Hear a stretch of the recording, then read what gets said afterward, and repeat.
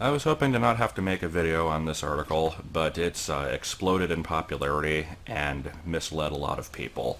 Cosmopolitan apparently was not satisfied with just giving bad advice for the bedroom and decided to put together this list, 20 Beanie Babies that will make you rich. It is far from the first list or article that is of this type. I've seen plenty of other ones that were almost as bad.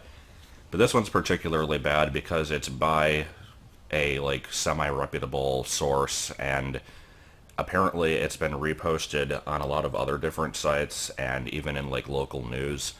And so people are seeing this, believing it, looking through their old collections, finding a large number of ones in this list because nothing in this list is rare, and going crazy over it.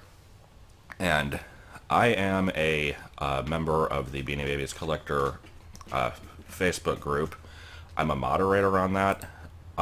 Just to show real quick here, the three actual main experts on beanies are the admins, and they accepted me as a moderator because they realized that I did have a decent amount of knowledge on the subject just from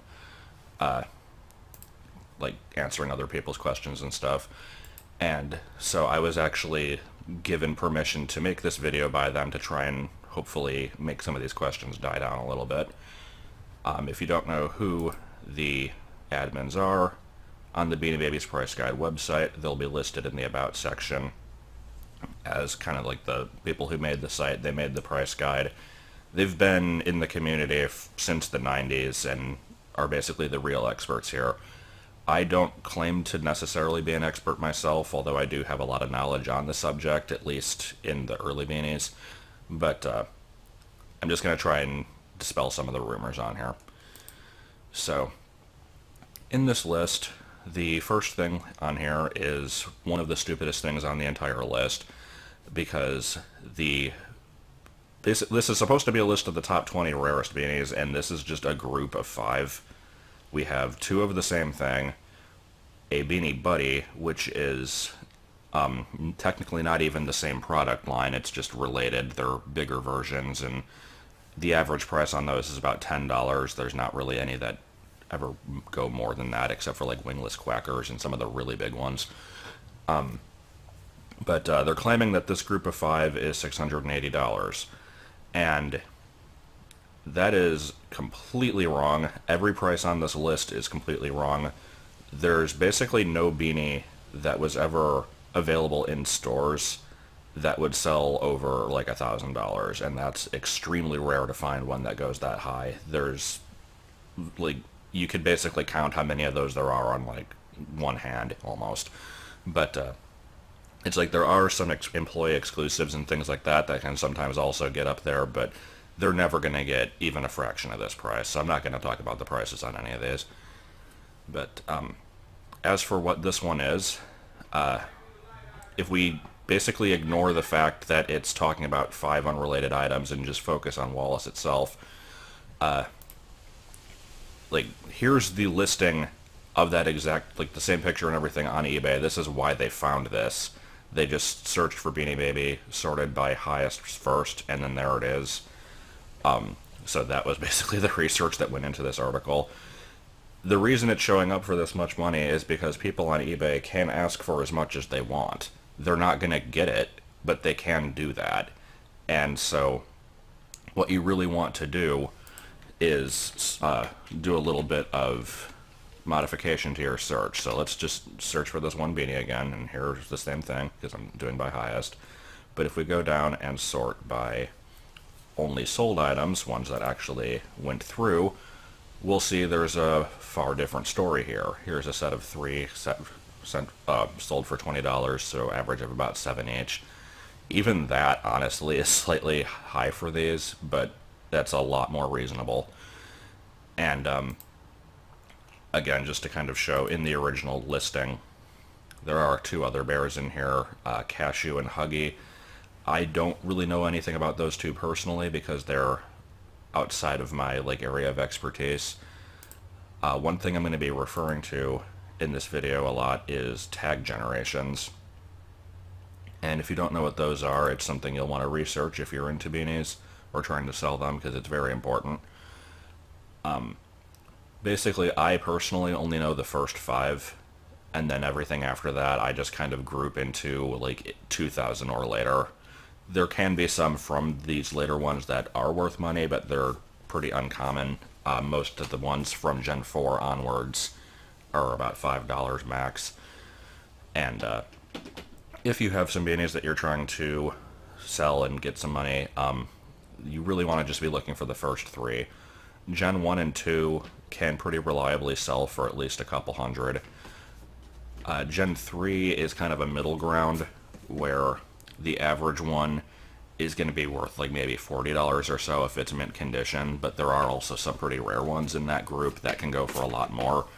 One of the most famous is Royal Blue Peanut, and its current market price is about $800 if it's mint condition. But then, like I said, 4 or 5, and really everything after that.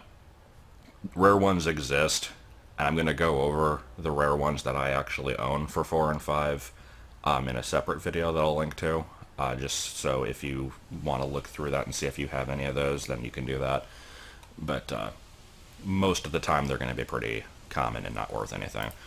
And I did look up Almond and Huggy. They're the same boat. They're like $3 or $5 each.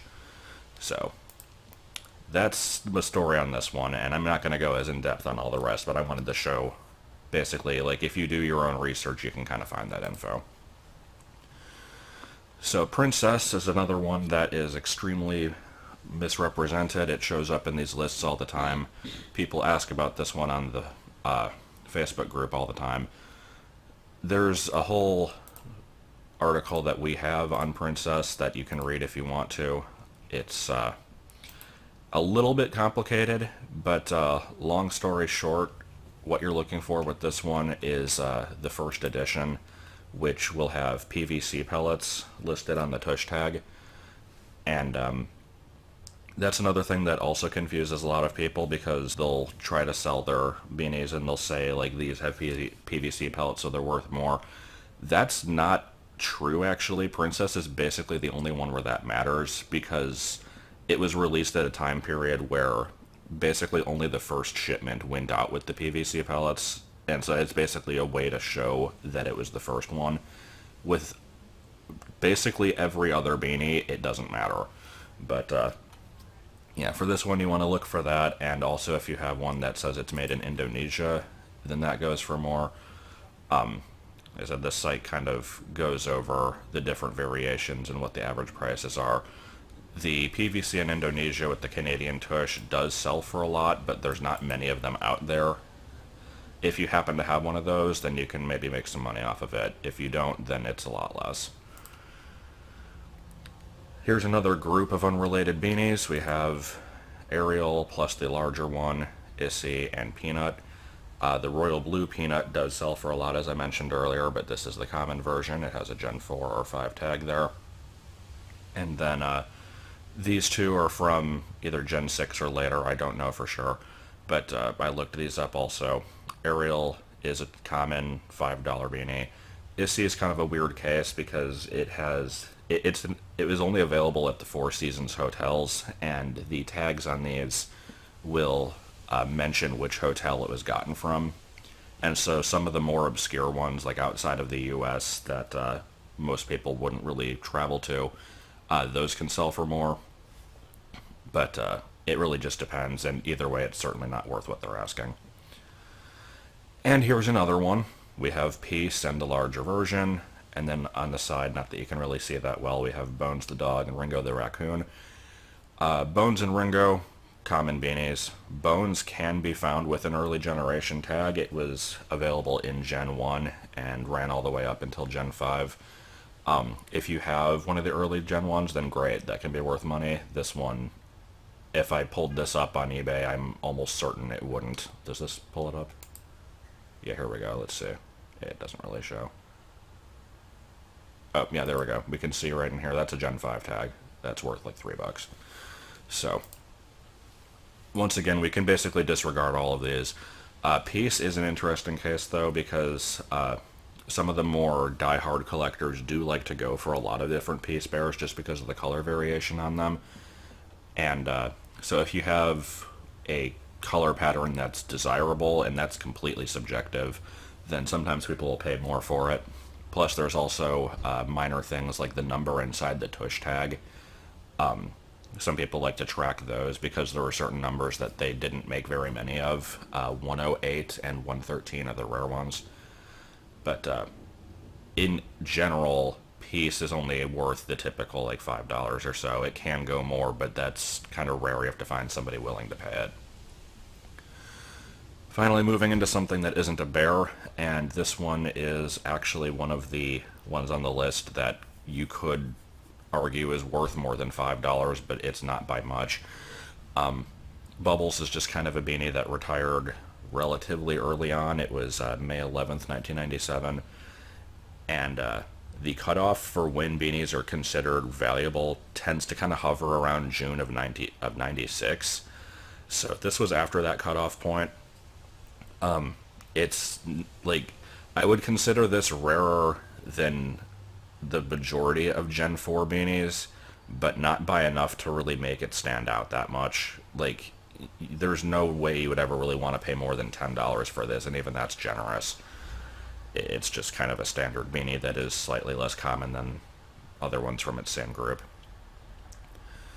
And Hippity is one of 3 rabbits released at the start of 1997. The other ones are Floppity and Hoppity. There's nothing special about this one in particular. It's the exact same as the other 2 except for the color. And this one links to a video that goes over Hippity along with goes over it along with Peace, actually. And Dr. Lori is someone who's kind of known by the experts in the community as someone who doesn't know what she's talking about. She does know actual antiques, but has basically tried to branch out into other fields such as beanies, and does not know anything about them, and basically tries to apply her knowledge to these, and it doesn't work out. One of the things she says about Hippity in this is that it has PVC pellets, and there's like a typo on the tag that says original with 2 eyes, and points those out as selling points and says it's worth like $100. That's not true. There are tag errors that exist, but they're not worth really anything. There's a few exceptions, but the original and Sufis misspellings on the tags are really common. We have an article that goes over those also. I'll try to find that one real quick. Tags, yeah, it's a lot of early Gen 5s have these misspellings, and they're normal. Like, don't worry about those. Patti the Platypus was one of the original 9, and there is a misconception going around, specifically by Dr. Lori, and actually I forgot to mention, she recently did a video grading some beanies and grossly misrepresenting them, and I did a video of my own making fun of it and pointing out everything that she got wrong. If you want to watch that, you can. But yeah, this was one of the originals, but any original beanie is only really worth money if it has an original tag. The one in this picture has the yellow star on it, so it's a Gen 4 or 5. It's not worth more than $5. And this also mentions the color differences, which is surprising because this article never mentions anything like that. But this one was first available before the original 9 at a toy fair in the deep fuchsia color. Then it changed to raspberry for Gen 1 and 2. Then magenta for early Gen 3, and then it switched to fuchsia from then and stayed that way until it retired. And the fuchsia version is just, it's common, there's nothing noteworthy about it. The earlier colors are worth money, but this one isn't.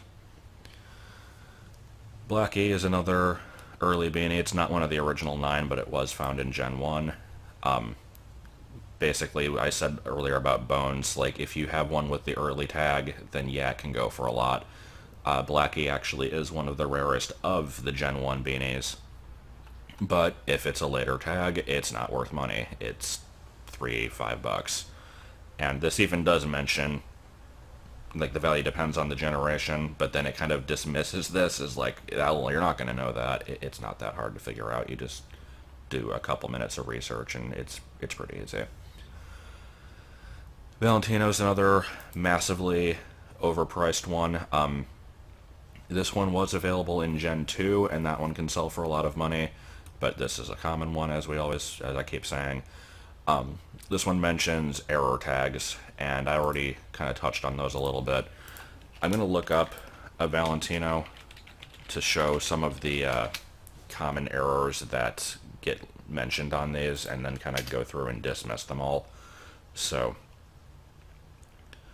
here's one that says it has 9 errors. Let me see what they are.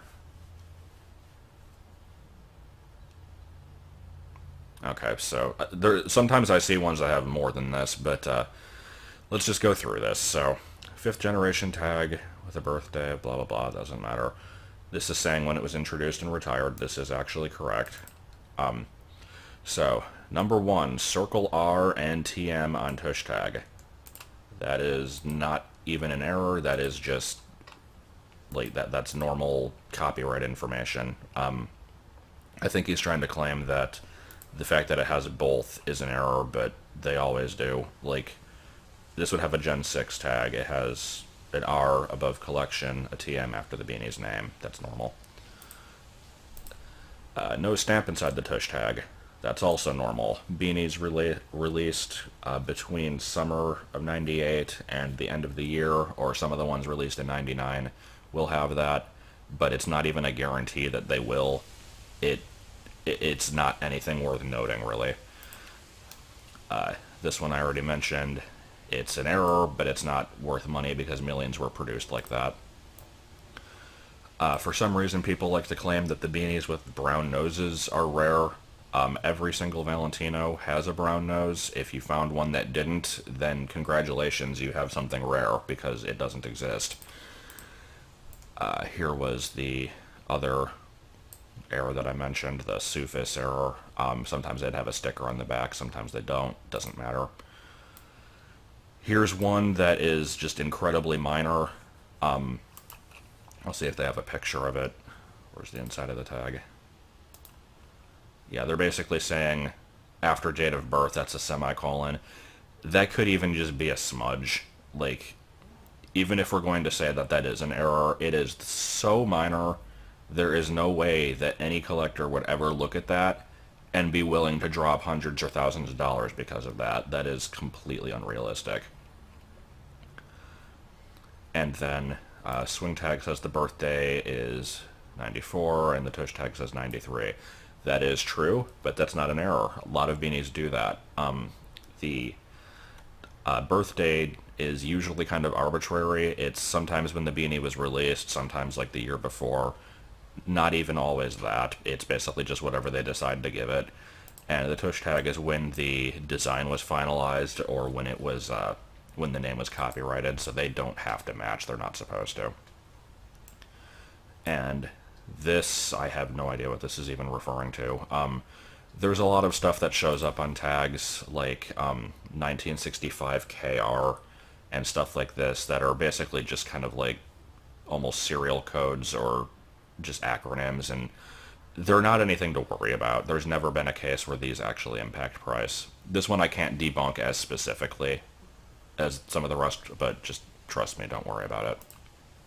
So yeah, Valentino, unless it's an early one, not worth more than $5.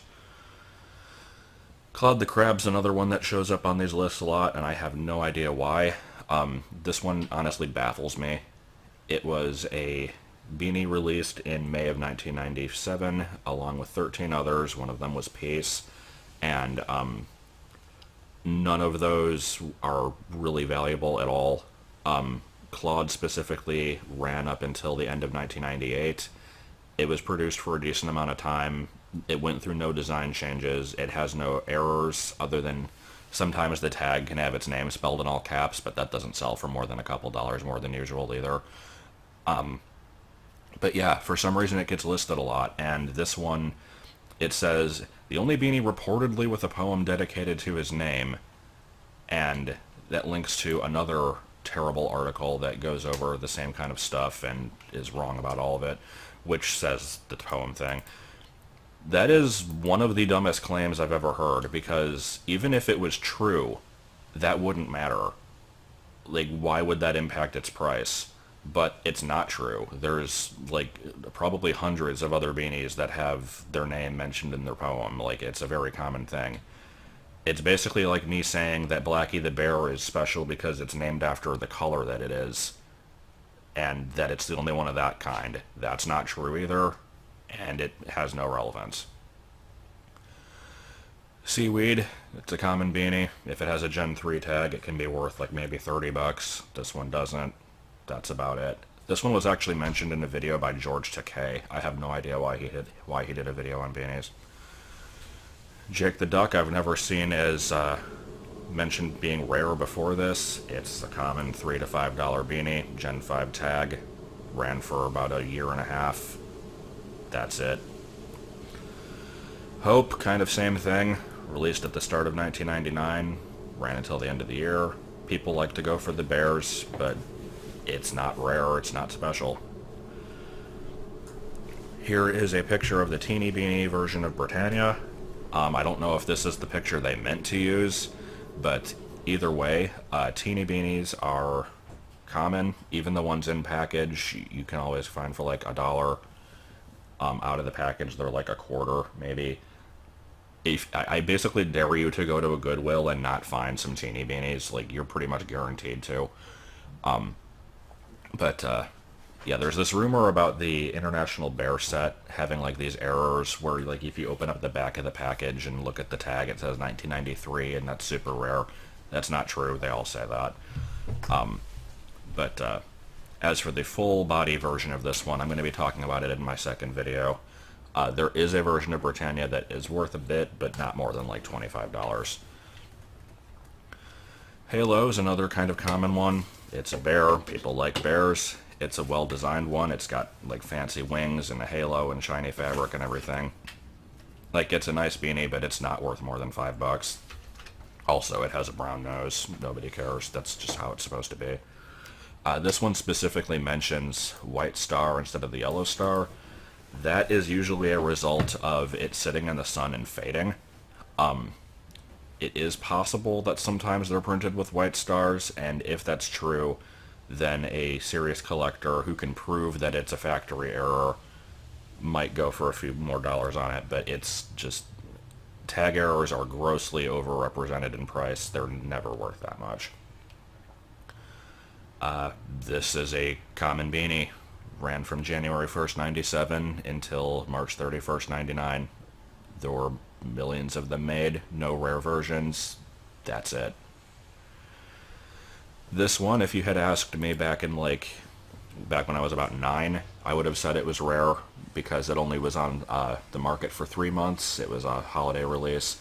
It's actually called 1997 Teddy, not Holiday Teddy.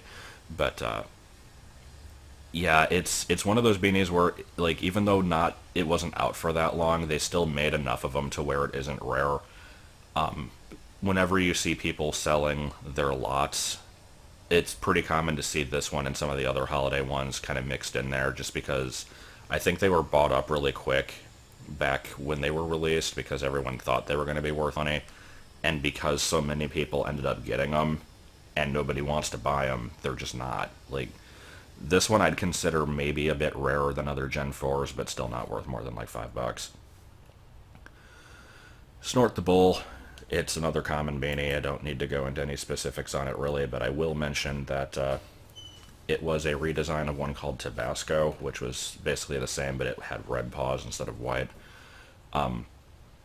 The first versions of this one, the poem was basically a carryover from the older version, so it would say, although Tabasco is not so tall, he loves to play basketball. And then they realized that they left the name in and they changed it to Snort. Those can maybe go for like $10 more than usual, but that's about it. Also proof that beanie names can show up in the poems. Gobbles the Turkey, another common beanie, nothing to say about it. It's a cool design, but it's not rare. And Spangle, last one on the list. It's one of several American-themed bears. This one can have 3 different face colors, pink, white, or blue. This one, I can't actually tell if it's the white or the pink because it's kind of washed out. It might be the pink one, honestly, but either way, none of them are worth more than like $5. Those were all intentional design changes. It was supposed to be red, white, and blue. And yeah, there's nothing special about this one. I keep saying that about all of these, but that's really all you can say.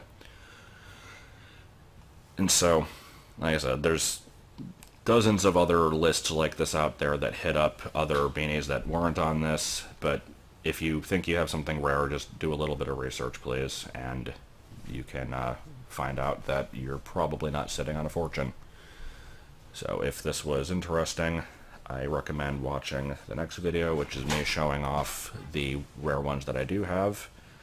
And I never say this in my videos because I think it's dumb, but if this was helpful, leave a like, because I would actually like this to get viewed by people and hopefully kind of dispel some rumors.